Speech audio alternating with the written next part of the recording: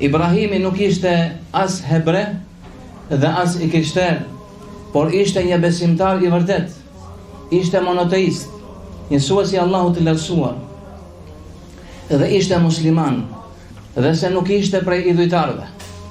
Pra Allahu subhanahu wa ta'ala na e thot në mënyrë të qartë që Ibrahimi a.s.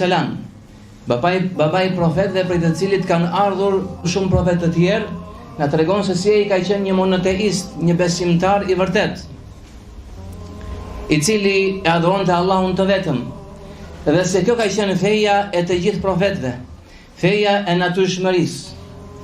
Ndaj dhe Allahu e thot në mënyrë të qartë. Më pas Allahu Azza wa Jall na tregon se cilët janë ata besimtarët më të afërt me Ibrahimin a.s.